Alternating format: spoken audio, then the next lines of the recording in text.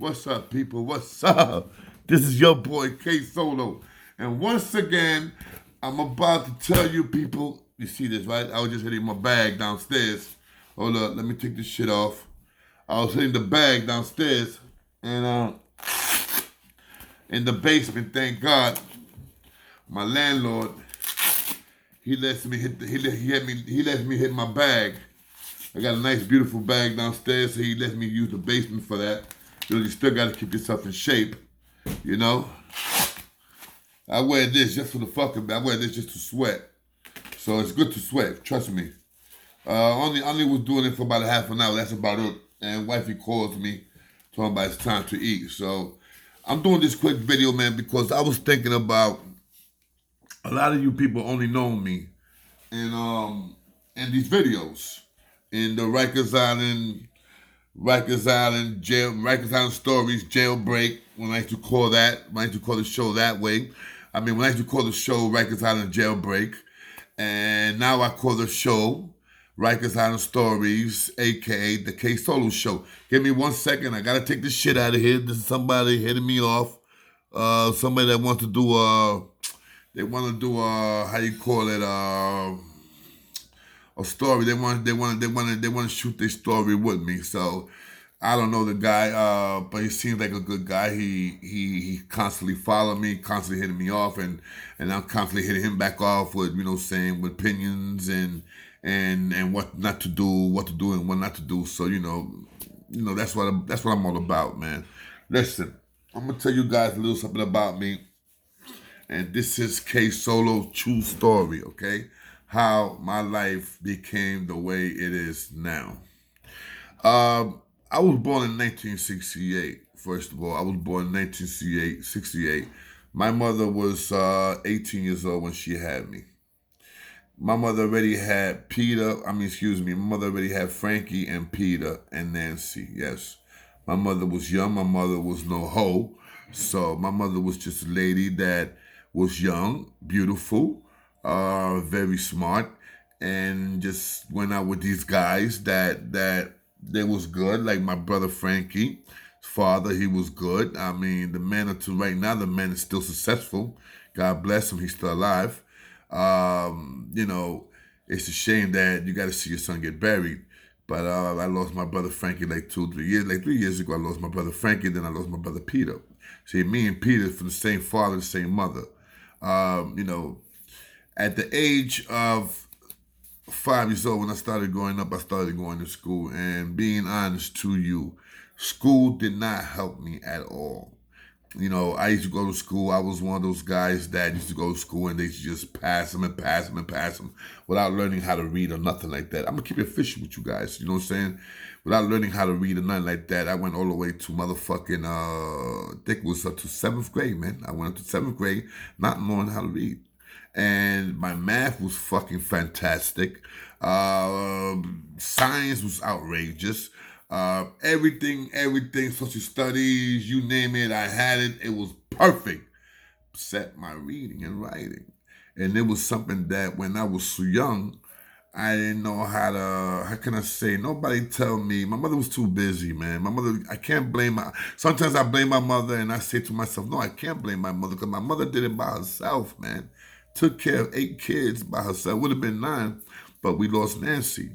Nancy passed away when she was 5. I was 4 years old. 4 years old when we lost Nancy. And Nancy, my sister Nancy was mentally retarded. And what people tell me, and what I remember about Nancy, that I was very close to her, very close to my sister Nancy. My grandfather and grandmother took care of Nancy for a few years until Nancy died.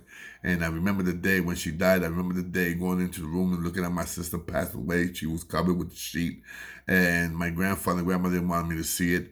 But I didn't give a damn. I pulled the sheet anyway. That was my sister, That was my oldest sister. That was my baby. That was my heart. But my mother tells me I was really, really close to her. I learned how to suck my finger because of her. Because of her, Those are the memories that will never die. And I still remember the day that she died, the day in the funeral. She had a sky blue dress on with a white rose. Her hair was black with a red little ponytail, well, that little pony, You know, a bow tie, a bow thing in her hair. She had black shoes, and white little socks. Back in the '70s, early '70s, we're talking about '72, '73, something like that.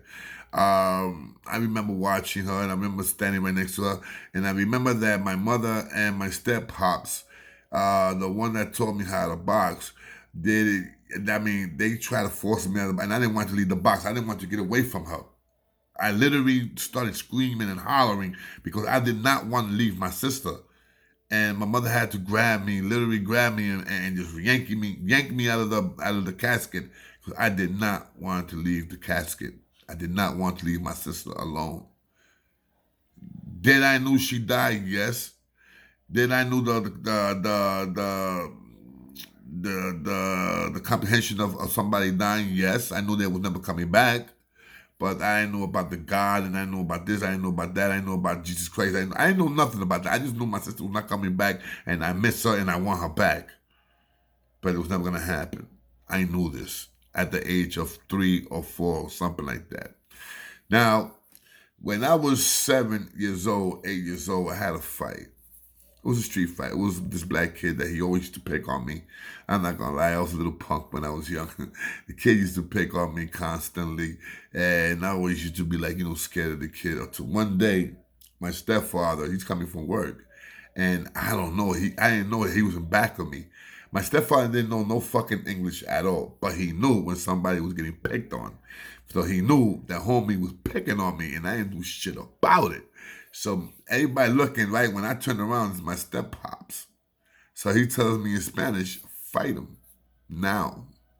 So I'm looking at my stepfather like I'm scared. I don't tell my stepfather I'm scared. I'm just looking at him like, yo, I'm scared of this motherfucker.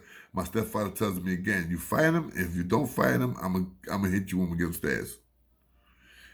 I had no other choice but to fight the man. Fight the kid. I fought him. I whipped him. Without knowing how to fight, without knowing nothing about my strength, I beat him. I beat him. I started punching him. I grabbed him on the headlock. I got him in the headlock. That was my thing. Put a nigga on the headlock, choke him to death, and let that nigga quit. That was my thing. And I won many fights like that when I didn't know how to box. So when my father saw me fighting, he said, okay, you won the fight. I'm thinking, yeah, I won the fight. He takes me upstairs, and he always had gloves, little gloves like these right here. Because these are kids that I train. I train kids. As you see, I train kids. If you look over there, I got another pair. Then I got my pairs right here. Forever last. So my father started teaching me how to box. He started teaching me and Peter how to box. Peter was my brother, God rest his soul. Peter and me was going at it. Peter was always a little a bully. He was a bully towards me. He knew he could beat me because I was younger than him. And, I was scared of my brother Peter. But as time went on, I started boxing. And next thing you know, Peter started acting up and he didn't want to box no more. My stepfather used to get mad at him. Boo-hoo-hoo-ha. And I don't blame Peter for that because when my father used to drink, my stepfather used to drink, I call him my stepfather, man, because he was my stepfather. He deserved that title. Well, when my stepfather used to drink, it was like something that he used to hear bells and he used to want to always put on the gloves with us. And let me tell you, he used to hit us like men, bro. Like, I remember he knocked me out a couple of times, man. No lying to you guys, man. This is not, I don't know if you call that abuse, but maybe it is abuse, but he knocked me out a couple of times, man. I'm not lying to you. And he used to put me and Peter to box. I mean, we used to box until we didn't take it no more. Sometimes me and Peter used to like be so exhausted that we used to like just lay on each other like this. And he used to come out of nowhere and pap, smack me back in the head, smack Peter back in the head, continue. Till my mother used to get in. Sometimes my mother used to get in, my mother used to catch the bad of it, the worst of it, because he used to start hitting my moms. And I remember that this shit kept on going for numerous years. I started boxing, like I said, when I was 7.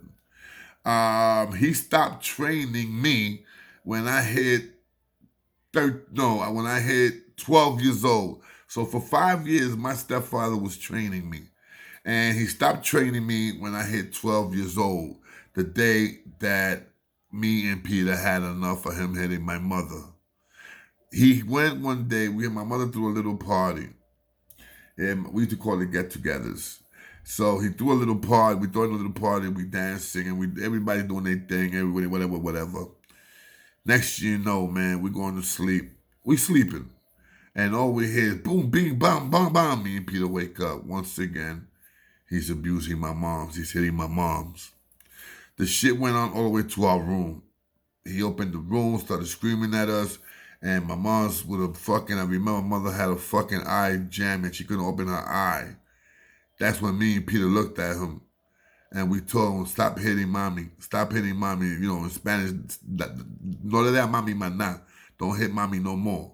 So the motherfucker, I remember he pushed Peter to the floor. Peter left out of there, so my mother went to him and he caught my mother. That my mother went dropped to just dropped to the bed. Thank God the bed was there. My mother fell to the bed. And I'm trying to push this nigga off of my mother. He's just right on top of my mother. I'm trying to push him out of my mother. And I remember that he gave me a little mush. Remember, the fucking man was like 30-something years old, like 32, 33, and he mushed me. I was only fucking 12 pounds. I mean, I was 12 years old, 135 pounds maybe, and he pushes me with a mush. I fell. The next you know, when I'm seeing Peter with a broomstick. Peter comes to him and smashed him right in the head and top of the back with the broomstick. The broomstick breaks. But into my mind, I'm saying, Peter, why you hit this nigga with a broomstick? This shit is skinny. I'm not going to do nothing to him. So what I did, I went and I grabbed this aluminum bat that we used to have that my real father bought me. For my birthday, he bought me an aluminum bat with a pair of gloves and a baseball. That's what he didn't want me to, my real father didn't want me to box. He wanted me to play baseball, but my stepfather put me into the boxing, so I was boxing. Mommy, I'm doing this story, please. You know, please. So, my father didn't, I'm sorry about that, guys. It's just my wife sometimes. You know, what can I tell you, man? She knows I'm doing this video and she just got to come and interrupt. It's bad. Anyway, so we had aluminum foil that like I said, my father didn't want me to box. He wanted me to play baseball, but my stepfather wanted me to box. So like he was in the house at that time. I had to listen to my step-pops.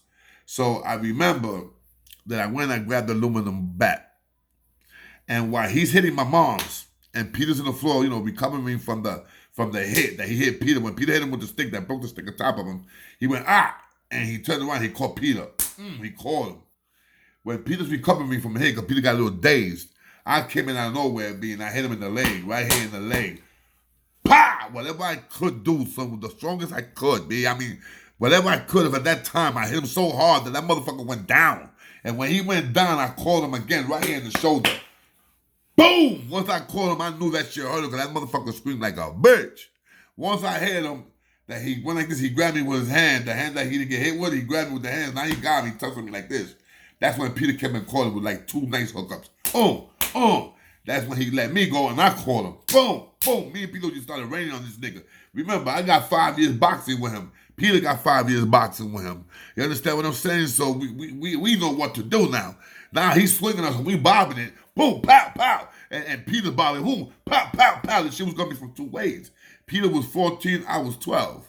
So you understand what I'm saying? So I remember that the police came. Police came up. They stopped the fight. And everything stopped. They made him pack up and get the fuck out of here. His mom used to live on the other side of the building, on the second floor. So I remember the last thing I told them, I said, you're not going to hit mommy no more. As you see now. The motherfucker had two eye jammies. The fucking arm was like this. His back was twisted. He couldn't be walking with a limp. You know what I'm saying? Me and Peter did work on him. Last time he ever hit my mother. Now we coming up and I meet this guy named Patrillo. Patrillo was a boxer, older than us. He was in his 20s. He was a drunk, but he was a boxer, but he was a drunk. He takes us and he wants to put us under his wing. And we did for like 2 or 3 weeks until we met this other guy. And this man named Miguel Pajilla, good trainer, very good trainer from Puerto Rico. He came to New York and he trained a lot of fucking guys. He even was with Griffin. I don't know if any of you guys heard Griffin. He was the gay boxer that killed that man boxing because the man called him a faggot while they was boxing and Griffin killed him. Okay, he used to take care of Griffin. He used to spar with Griffin. Now, I remember when he saw me boxing. I was hitting the bag. Boom, boom, boom, boom, boom, boom. I was hitting that bag with so much fury that he was looking at me and saying, "Why are you so mad?" And I swear to God, the only thing I was looking at was my stepfather. I was boxing to get ready for my stepfather if my mother would ever go back with him. Because my mother used to say, "I'm not going back with him, I'm not going back with him." Then she used to go wind up going back with him. So I was getting ready for that. Now, when I'm getting ready for that, Peter was 14, he hit 15. So now he's into the getting girls and hanging out with the boys. Me, I'm still going to school and going to train. Because that was my thing. Go to school, you come out of school, at 3 o'clock, by 3:30, you go out there and you go to the training to box. And that's what I did. I did that, man, all the way till I was fucking 17 years old to have my car accident. Bam. When that man took us in, Miguel Bajilla took me in, and took Peter also. But Peter was not serious no more about boxing. I was. So I remember, man, I was doing my thing so much, man, that man said, "Yo, you're going to Golden Gloves. It's coming in 6 months. I want to see you in the Golden Glove because I know you're going to win this." So I went under 145. Bro, second round knockout. I gotta be on YouTube. I tried to look for it, I couldn't find it. I've been looking for that. I can't find it, man. I can't find that shit. 1984, Golden Gloves in Bronx, New York City. I can't find it. Anybody find that shit? You already know my name is Crescencio Rivera. If anybody find it, please send it to me. Anyway, I won that. Man, I was so fucking happy, man, that I had my little Golden Glove boxing. That's when Peter tried to come back. You know, when he saw me with the Golden Glove and he saw that I wanted, he was like, "No, I want to go back. I want to go back." But Peter had like about a year. I was already, let me see, I was already 16 years old. Peter was 18 going on 19. So I'm already a Golden Glove boxer. Now, the following year, boom, I go at it again to the Golden Glove. Peter went too. He tried, but he lost. He lost. Peter lost. And I fought. When I fought, I forgot this kid's name, man. This kid was really good. The black kid, really fast. The first Golden Glove, I fought this Puerto Rican kid. Like I said, I knocked him out in the second round with the fucking mask and everything. Knocked him. Boom. I was fast, but I also had a power punch. My right hand and my left jab was like a cutter. Pop, pop, pop, pop, boom. Pop, pop, pop, boom. That was me. That was my thing. 3 jabs in the right. 3 jabs in the right. You know what I'm saying? So when I fought the other black kid, my second Golden Glove, it was a decision, 3rd round decision. I won. By a little distance, I won. Happy. That same night, my coach, my trainer, whatever you want to call him, he throws us a party. There was 3 of us that won that day. Me, Papo, and motherfucking C. Son, we got drunk. Crazy fucking drunk. Our trainer said, "No, stay here." This is in Brooklyn. Our trainer said, "No, stay here, stay in my house." No. We was like, nah, we gotta go back to the Bronx. We was drunk, man, young kids. I was, 17 years old. It just hit myself. I just had like about 3 days. 3 days of being 17 years old. No. I was not 17 years old yet. I was still 16. The following month, this is January 2nd. Bullshit. This is January between February, somewhere like that. I forgot I forgot, but I knew when I went back to try to box, I didn't have what I had. My eyes was not there. So the first time I went back, I just lost by decision. The second time I went back, I just threw the towel myself, just put my hands down, so that's it. You know what I'm saying? It was not because I was getting hit a lot. It was just because I didn't have that target. I didn't have my eyes were not 100%. You understand what I'm saying? So to be a boxer in the streets, especially 2-time Golden Glove boxer, I do very well in the streets fighting. Oh, believe me, I had to knock so many people out there I lost count. But if you're a boxer, and a boxer, the first thing they do is learn your history. They know you got bad eyesight, and they're going to go for your eyes. Why do you think Mike Tyson used to go to people first? He used to go at it with the people first. He used to go into you. Because a lot of people didn't know. Mike Tyson had bad eyesight. Mike Tyson's eyes are thick. His glasses are thick. If you ever look at Mike Tyson's glasses, they thick. He wears contact lenses. But Mike Tyson got bad fucking eyesight, almost like mine, but mine is worse. Because I lost 55% here and 53% here in the car accident. We took off in the car. It was a little Toyota, 1.8 Toyota. We stole the car. Somewhere in the Bronx, we wound up hitting a tree. I saw the tree. C was driving. C didn't get to see the tree. I don't think so. When I woke up 3 weeks later. I was in a coma for 3 weeks. Coma, they put, you know how they put you in a coma when your head is swollen? They said that my head was like about like this fucking big. My eyes, you couldn't see my eyes because my eyes was like, forget about it. I remember when I woke up, they had me in handcuffs. You know, I had handcuffs on because remember we stole the car. And I couldn't see because I'm wrapped up, I'm handcuffed, I'm moving around, I'm like dark, I'm like, God, what's going on? God, I'm sorry. I thought I was dead. I'm like, God, I'm sorry. What is this? This is hell. When I see somebody grab me, I get off of me, and somebody tell me, I'm officer such and such and such, Mr. Rivera. You in a hospital. When all I hear is shoes running. I'm talking about all I hear is shoes running, like about 1,000 people come to the room. I can't see them. I'm just looking. The doctor throws the cop out of the room. He said, get out of the room, get out of the room. What did you tell him? I just said he was in the car accident. Oh man, the doctor screamed at that cop. He said, you're not supposed to tell him anything. You know this man could have gone under shock by you telling him this? Get out the room. Just like that. He spoke to the cop just like that. I remember that. I felt so bad that I told the cop, I'm sorry. He was like, no, it was my fault. So anyway, they throw him out the room. They look at me. They start talking to me, answering me all these questions. What's your name? I told him, my name is Chris Senso Rivera. What they call you? I said, they call me Junebug. What's your mother's name? Hoo-ah. Where do you live at? Hoo-ah. I gave it to them straight out. They knew I was okay now. An hour later, 2 hours later, my mother comes. I've still got the thing on me, and I'm like, doctor, what's going on? He said, you injured yourself. You injured your head. You got brain damage, you know what I'm saying, right? Not brain damage, but, it was a little damage and stuff like that. That's why nowadays I suffer from bipolar, anxiety, panic attacks. I could flip any minute. That happens to me. I'm not taking no medication. Fuck that. And I don't take no psych medications. No.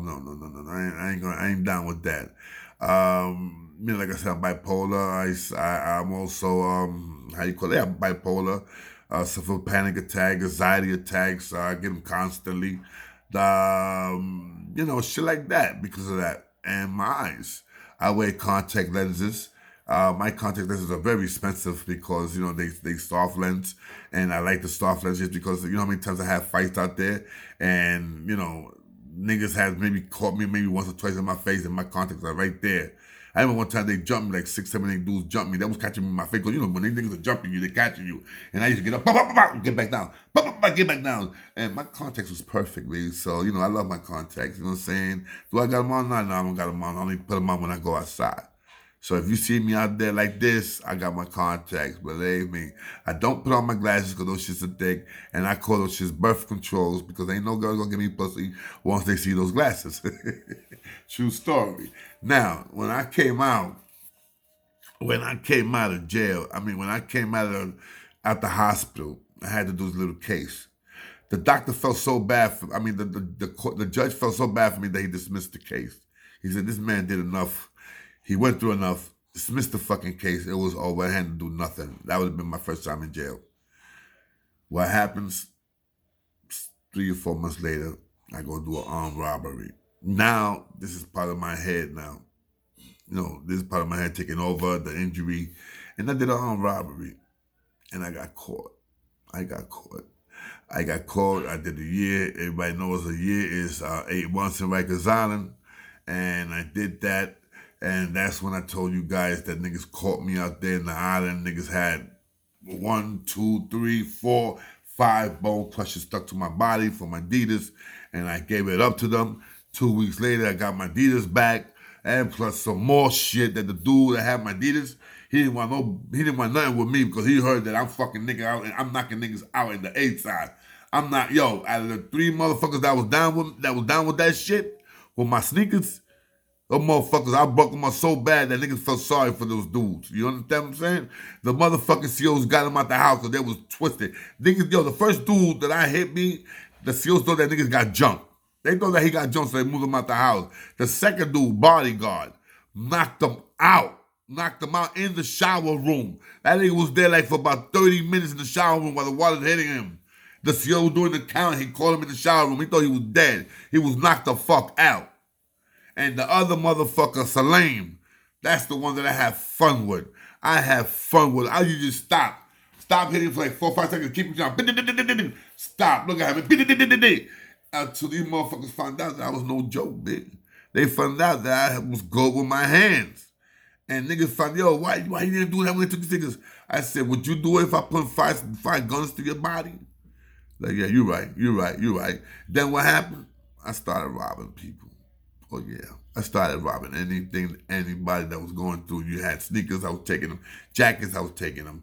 Gold, forget about it. Anything you had that was valuable, I was taking them to. One day, I stole something from this black cat, took his sneakers. And these pair of glasses that he had, it was Gazelles. I don't know if you guys remember the Gazelles. I took it and he was crying. And he's crying. I said the story before, but I'm telling you about my lifestyle. He was crying until one day I got mad, I hit the wall, boom, boom. He told me that the sneakers was the last thing his mother bought him. It broke my heart, man. Because it needed that. I needed that, man, for me to come right back out of that protective shield that I was in. I put myself in an armored shield and locked that armored shield and make sure that nobody touches me. Joyce, the phone.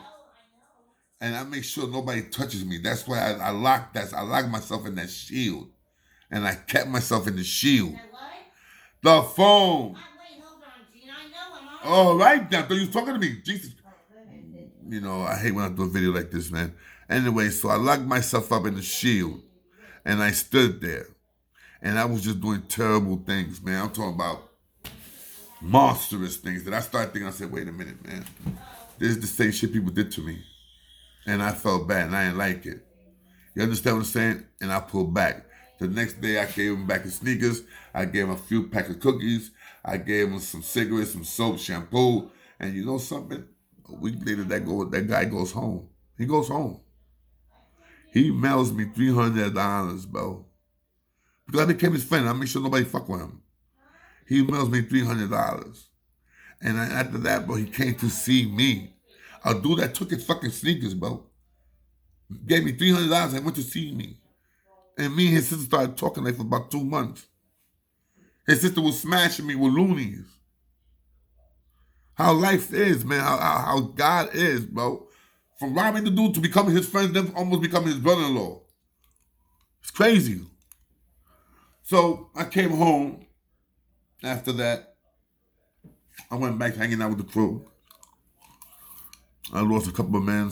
Niggas got shot up, got killed. My best friend, Felipe, that I met him as a boxer. He was a boxer, I was a boxer. We met each other. That's another story. Shit happened like that, man. We was going at war for like 6, 7 years, going at war. It was Hughes Boys against TCK. If anybody knows the Bronx history, you got to know about the Hughes Boys and the TCK. Better known, we was the THB, TCK, Crazy Kids against the Hughes Boys. The war was crazy. We won that war. Not because I was a Hughes boy, but we won that war. After that, I went back in jail, here and there, blah, blah, blah, blah, blah, blah. And in 1988, I went in jail. That's when I did 3.5 to 7. And I had 2 years, no, I did a 1.5 to 3.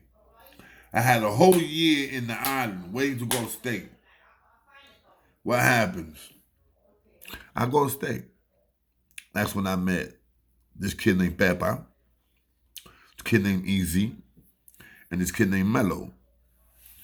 They was talking to me about this little crew that they had there named the Latin Kings, and they told me about what happened in Collins with the 5%ers and this. And I did not like 5%ers because of the 5% what they did to me back in 85. So it was a little grudge with me with the 5%ers. So I got down with them, and I was like, they Latin Kings, right? They're like, yeah, Latin Kings. Well, we had no fucking lessons. We had nothing. The only thing we used to rock was red and black handkerchiefs. to the left side. Next thing you know, I came home in 1992.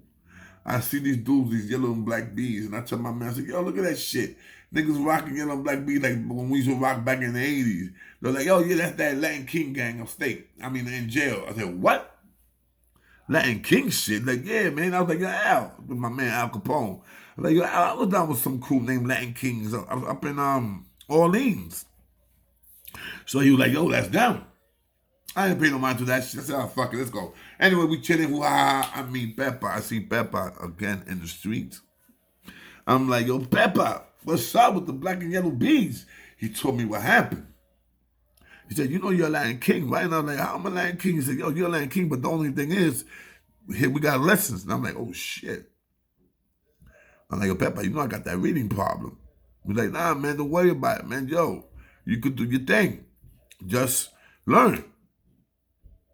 And could you believe I was so fucking hungry? I started reading. Yo, the best thing that ever happened to me, man, becoming a Latin King, because I started reading, man. Now I have like a 7th grade reading level. And I am happy with that 7th grade reading level. My spelling, ooh, garbage, but I tried. Sometimes you might see my texts might be misspelled. Hey, it happens. It happens. But you guys let me know. Your solo, I didn't understand this. And I will come right back to you and let you know what I wrote, or I will write it back down. You know what I'm saying? I will write it, go in the dictionary and get the proper word, the proper letters. You know what I'm saying? I mean, some dudes be like, oh, yo, go back to school. Yeah, motherfuckers. And tell your mother stop fucking dick, you know? Plain and simple, bro. You diss me, I'm coming back to you, bro. So that explains my spelling sometimes, you know? Now, I can't tell you no more, because if I tell you more about me, that's like, you know, I could get in trouble for that, and I'm not going to do that. But that's a little bit about me. You understand what I'm saying? That's my little story. Me, I'm a loving person. I am humble, but then again, I'm dangerous. I am loyal, as long as you're loyal with me. I'll take a bullet, and I have done it. I wish my man Al Capone was here. I wish a couple people that was here that know. I took 3 bullets for my man Al Capone. 345, bro. Boom, boom, boom, on my birthday. 2003. Okay? Excuse me. 1993. My daughter was only 3 months old. And yo, I'm talking about daughters. Remember this, okay, guys? I remember when I said I did a video a little while ago about oh my God, about Tony Sunshine and his son. That there was a rumor that Tony Sunshine said that he heard him say that, yeah, I'll fuck you. Some bullshit gay shit that's going on over there. Anyway, then I told you guys, yes, I have a gay daughter. Remember, I have 2 daughters. 2 daughters. One daughter is my pride and joy. Her name is Nancy Lee Rivera. That's my pride and joy. The other daughter that she's gay, her name is Jaja. I found out that she was my daughter when she was 7 years old. But I call her my daughter because she calls me dad. She calls me, you know, she loves me like a father. But I'm stuck because I need to do the DNA test. I've been asking, let's do the DNA test. But it's like when I catch her, I see her, we talk, you know, I give her kids and everything. But then when I tell her, mommy, let's go do the DNA test, I'm going to pay for it. She somehow like disappears and I don't get to see her for a while. So, yes, I still call her my daughter. But so far, for me, in my heart, I only have one. And that's my baby, Nancy Lee, okay? So, and she's not gay. She's straight, all right? She got me 3 beautiful grandkids, 2 beautiful daughters she got, and a handsome grandson that I have, and I love him. I love him all. And her husband is black, and he's a good motherfucker, good dude. Got a nice job, takes care of my daughter. As long as he takes care of my daughter and doesn't touch her, everything is gravy. You feel me? Listen, this is a little something about me that I just had to say for you guys to know who I am, where I'm coming from. And like I said, I am very fucking loyal. Very loyal. Look at my eyes. I am very, very loyal. As long as you're loyal with me. And I always told this to people, if you see that I do you something wrong, come to me and tell me you're solo. This, and that. I have no problem bow my head down and say, yo, I'm sorry. Because that's what men do. But if I'm right, fuck all that. I'm right, motherfucker. And if you don't like it, we just gonna go at it. You feeling me, yo? So, yo, this is your boy, K Solo. Tomorrow's the funeral, so I will be going to see my boy tomorrow. So I'm getting this out of my chest right now because tomorrow I don't think I'll be doing no video at all. After I see my boy, it's going to be hard, but I got to be there, man. If anybody want to go, just holler at me. If this funeral's going to go to the Bronx, I know the place. I'm not going to mention where until everything is set up, and I will be there. And if anybody want to go, let me know, and I'll let you know where to be at. All right, guys. This is Rikers Island Story, a.k.a. the K Solo Show.